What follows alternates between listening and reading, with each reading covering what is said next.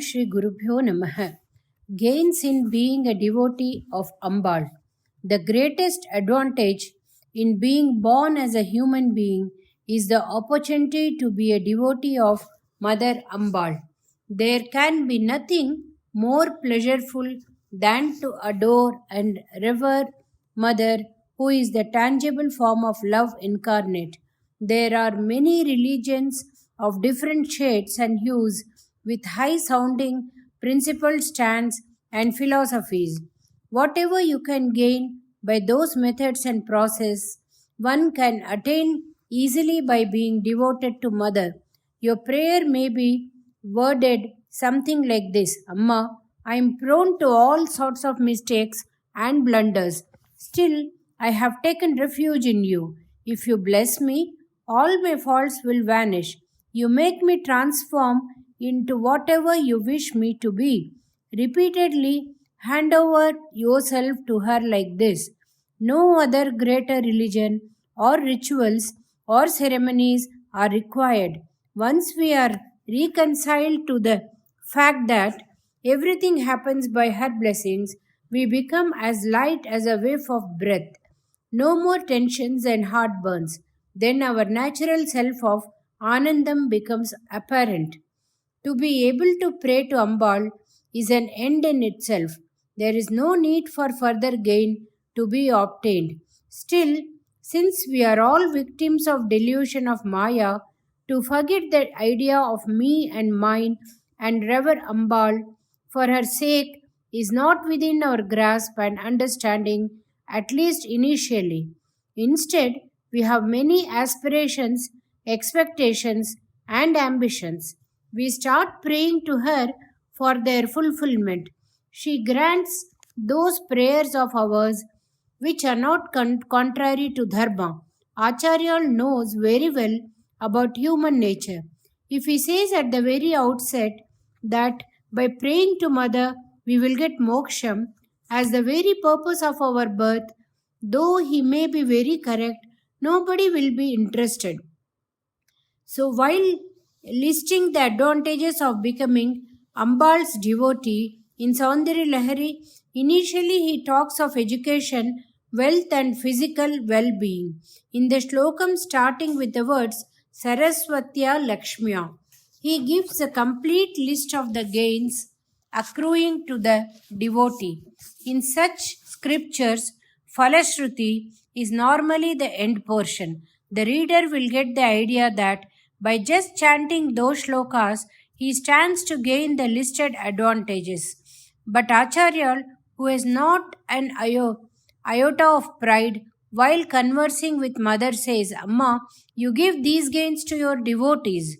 The first windfall in praying to Ambal is Saraswati Kataksham. He says, that is good education. As a result of good education, our minds should become knowledgeable, matured, and balanced, leading to good character qualities. Then we will get Lakshmi Kataksham. Generally, no one gives importance to good traits as much as we give to more wealth. But what is the use of more wealth where good traits are lacking? Amma, looking at a person, praying for more health, more wealth, thinks, look at this child, it is asking for wealth even before getting a balanced attitude. Mere wealth at this stage will only lead to going astray. Let me show him ways of learning, Viveka, and teach him how to earn and spend the money so earned in dharmic ways.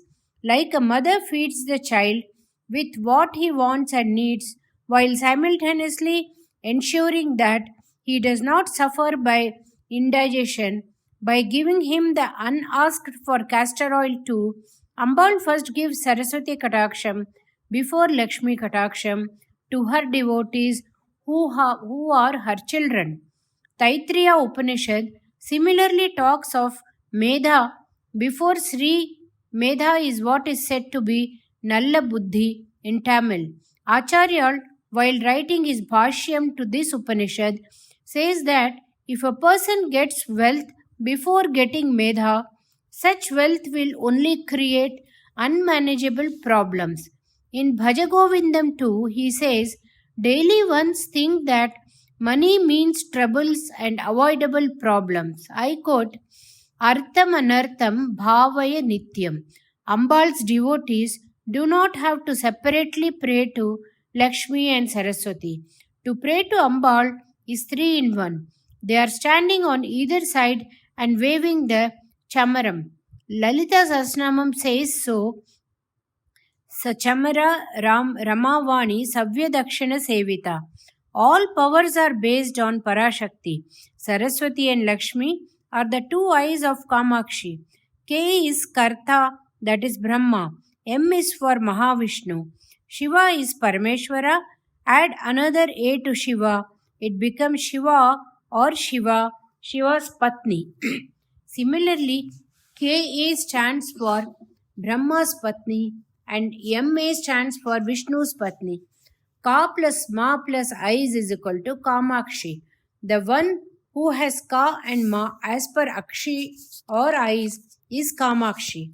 I said that Saraswati Kataksham and Lakshmi Kataksham are automatically available with Ambal's grace. There is a peculiarity in people's response about these two things. Everybody longs for Lakshmi Kataksham, while they all want to exhibit that they are already well endowed with Saraswati Kataksham. That is, they want to project an image about themselves as being very intelligent and knowledgeable.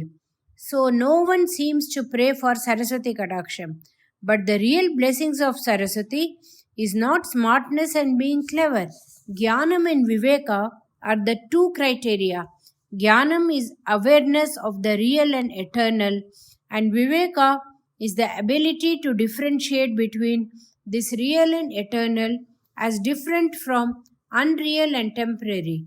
No one seems to care for these two qualities. We are quite happy with our intelligence and our capabilities in duping others.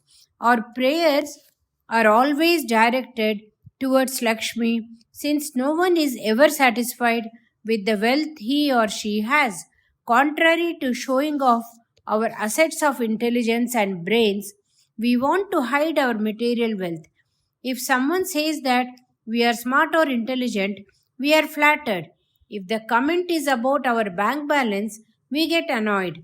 That is because we are never happy with what we have. Actually, decontentment is poverty. Instead, we could be rich by being contented. With brains and wealth, all of us desire that we should be beautiful. As we all think that we are intelligent, brainy, and smart, we all have a notion that we are beautiful also. That is why we do so much of decoration. We spend a lot on dresses and cosmetics. Daily fashions are changing, even though we may be preoccupied with bodily attractiveness. Ambal sanctions this too.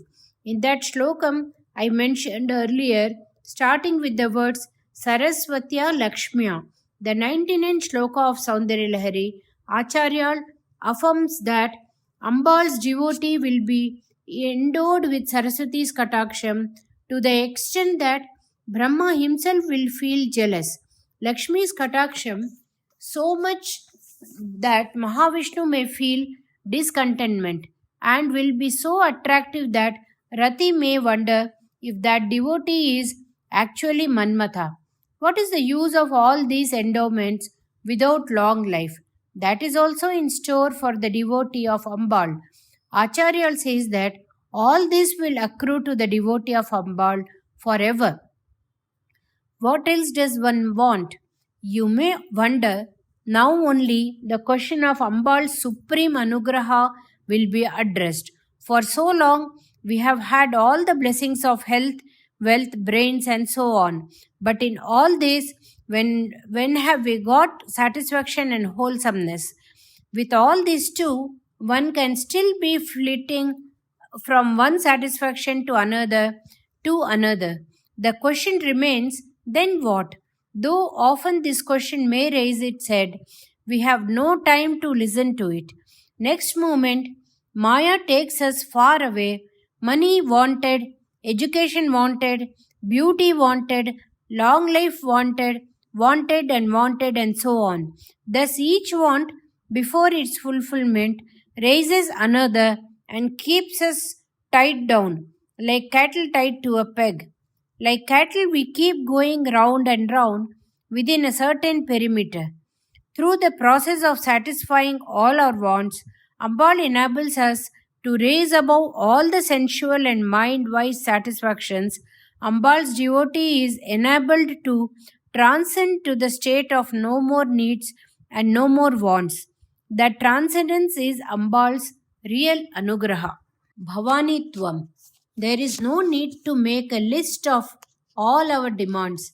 We could simply tell Mother, O Mother, Malayadvaja Pandya King's daughter, Meenakshi, without my having to list them, you very well know as to what are my needs. But as long as I do not tell you personally, it is my mind that gets irritated. So, my prayers are not unknown to you, but I tell them to you anyhow so as to get my mind at rest. So says Nilakanta Dikshadhar in Ananda Sagara's Thavam.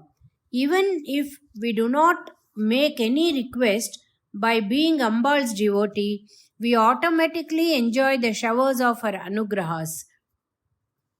First, we get Nalla Buddhi, that is the right mind.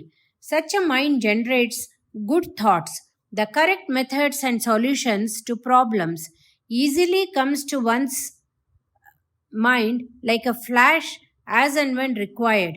We get enough income for our own sustenance and enabled to be useful to others. We do not get irritated easily and rather get a feeling of universal brotherhood. We feel unconditional love and compassion towards all. Nowadays, we give many lectures starting with the words brothers and sisters till we become devotees of Mother. Such oration is only bombast and hypocrisy. Once we have become her devotees, naturally we feel oneness not only with other human beings but with all animals and living beings. As we get to know her, irritability and hate vanishes from our minds. We will not be fault finders. Even when we notice a mistake, we will voluntarily suggest ways and means of correction. By becoming Amma's devotees, we get equilateral perception.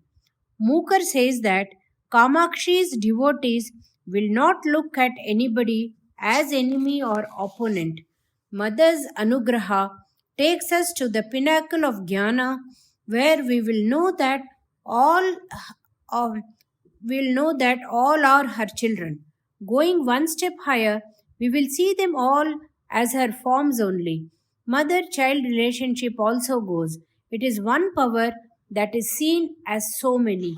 This Advaita Jnana becomes clear. This is exactly what Mukher says in the shloka, starting with the words Shiva Shiva Pashyanti Samam. He says that in a person who has Kamakshi's Kataksham, forest and city, enemy and friend, and all such opposites become equal.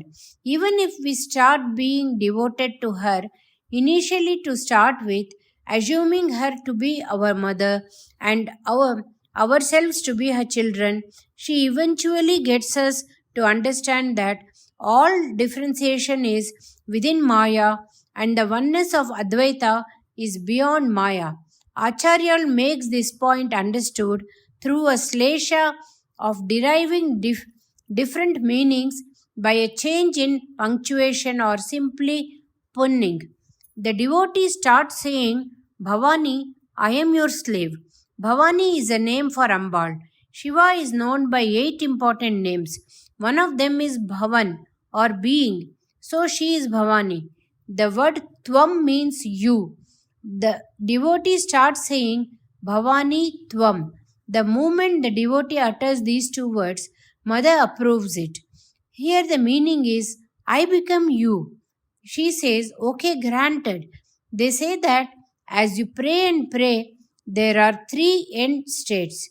They are Sa Lokam, Samipyam, and Sayujyam, meaning respectively being in the same world, being very close to, and becoming that. In this case, by the time the devotee says Bhavanitvam, she grants him the Sayujyam of Bhavanitvam. She grants him Bhavanihood. Who more one anyone asks for? Will shower excellence in spoken and written expression. Many poets and seers have written shlokas about the world's mother Ambal. Out of them, three are specially quoted. The first among them is Saundarya Lahari, when Adi Shankara Bhagavad Padal went to Kailasha, Parameshwara gave him the bundle of palm leaves containing the Saundarya Lahari written by himself. As Acharya came out of the precincts, he was met by the gatekeeper Nandikeshwara, who thought that Acharya was taking away some property of Kailasha. He tried to grab the bundle. Acharya noticed that he was left holding only 41 of the original 100 shlokas after the encounter with the Nandi. Later, he composed the balance 59 shlokas as it came to him, like a river in spate, and wrote them down. The present Saundarya Lahari is thus made up 41 shlokas by Parameshwara himself and balance 59 as sung by Adi Shankara. In that, the first 41 shlokas are containing esoteric subtleties of scriptures, Kundalini Yoga principles, and secrets of Sri Vidya nonsense. They contain materials much cherished by the Sri Vidya devotees, but the balance 59 shlokas are so full of literary merit and beauty that even now Adi Shankara can be given the Nobel Prize for Literature in absentia. In those shlokas, he describes Ambal's beauty and greatness from head to foot, part by part. As the old time stone and metal statues are so intricate in beauty of craftsmanship that no iota or part can be replaced. If damaged, not a word of these shlokas can be taken out and replaced. It seems that Nandikeshwara's action of pulling out more than half of the original was so as to make Adi Shankara's literary merit known to the world. Having given a treasure trove to the world, Adi Shankara had the humility to say, Amma, what is my worth in all this? All that power of expression is your blessings, by which I could attempt to describe you. Out of the three works on Ambal, the second one is Muka Panchashati. This is divided into 5 parts of 100 shlokas each. The first 100 poems are the general attributes of Kamakshi called Arya Satakam. The second lot are all about her lotus feet known as Padaravinda Satakam. The third 100 are in praise of her adorable qualities called Stuti Satakam. Next 100 are about the effect of her sidelong glance called Kataksha Satakam. The last set is all about the beauty of her suggestion of a smile known as Mandasmita Satakam. A set of 100 shlokas is called Satakam. All the 5 Satakams put together is known as Muka Panchashati. Anyone who becomes Amma's devotee gets nectar-like power and grace of expression. The third important stotra on Ambal is known as Lalita Stavaratnam, containing 200 shlokas. This was written by Durvasa Rishi, who had Ambal's complete grace. Just chanting this gives delectable power over language. He is the one to evolve the procedural rules of Kamakshi Aradhana. Ambal is known as Pattarikai. 3 main devotees of Amma have the special title of Pattarikar. They are namely Parameshwara himself, Mahakavi Kalidasa, and Rishi Durvasar. There is a separate statue for Durvasar in the Kamakshi temple in Kanchipuram. Thus, all the 3 granthas of Saundarya Lahari, Muka Panchashati, and Lalita Stava Ratnam confirm the fact that one of the main endowments of being her devotee is the clarity and beauty of thoughts and expression. Of course, eventually her grace grants the devotee eternal jnana. Since Brahma, Vishnu, and Rudra are prostrating before Mother, when you do Archana putting flowers on her feet, it results in doing Archana to their heads also, says Acharya. A devotee simply starts saying, Amma, I, you, and she grants that wish of becoming herself. Even before he could complete the sentence, Acharya says elsewhere that so many devatas' jeweled crowns are brilliantly enlightening. Mother's feet all the time, it looks as though they are the lights of Nirajanam by Karpura Arati. The idea is not to demean our devatas. It is a fact of science too that energy appears in many forms. Going beyond particle and wave theory of matter, science holds that you cannot increase or decrease the total content of energy in the universe. You might have heard the mantra that is chanted at the beginning and end of invocating divinity as follows: Om Purnamada Purnamidam Purnat Purnam Udachyate Purnasya Purnam Adaya Purnam Eva Vasishyate. Meaning of the mantra is the infinite this and infinite that proceed from the infinite. Realizing the infinitude remains as the infinite. That power is deified as Parashakti, as the source and end of all powers that create, sustain, maintain, and cancel out. So, praying to that means a prayer to all the other powers too. To do puja to Ambal is as good as puja to all the 33 crores of devatas. Prayer to Ambal means prayer to Durga, Lakshmi, and Saraswati. You get Nalla Buddhi, Nalla Manasu, balance and moderation, wealth and wisdom and jnanam when you become a devotee of Mother. With all this, the bonus is mastery of the language and superlative capabilities of verbal and written expression. Mahakavi Kalidasa was known to be a dullard before he became a Kali Bhakta in Ujjaini. Mukar was deaf and dumb from childhood. In a matter of seconds, he became a genius by Mother's grace. How do you pass on to others the immense bliss you receive by her grace? So, her devotees automatically become well versed in all the mediums of expression, such as written, spoken, and arts and crafts. Poesy and music are considered as gifts from Saraswati Devi. She is said to be ever present in Ambal Sannidhanam and singing melodiously while playing on the veena. What would she be singing? Could it be Mother's varied delectable qualities? No. She, being a Pativrata Shiromani, loves to hear songs in praise of Parameshwara.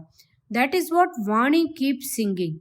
A singer's avidity and imagination are further prodded to greater efforts by the response of the audience. Is it not so? Here Ambal is encouraging Saraswati by keeping track of the beat and facial expressions and nodding of the head. Then she bursts out, Bravo, well done, encore. On hearing that suddenly, Saraswati is shamed into silence by the enchanting quality of Mother's voice. What am I doing here? Showing off my artistic talents in front of Ambal, who can display such alluring sweetness just in 3 spoken words. So saying, Vani puts her veena inside its cover and packs off. Acharya depicts this scene in one of the shlokas as though he has taken an audio-video picture of the event. In the shloka starting with the words Vipanchya Gayanti, Mother enables us to not only feel happy but also enables us to share it with others through arts and crafts. Bhakti to Mother also increases Guru Bhakti and Pati Bhakti. Om Shri Mahaperiva Sharanam.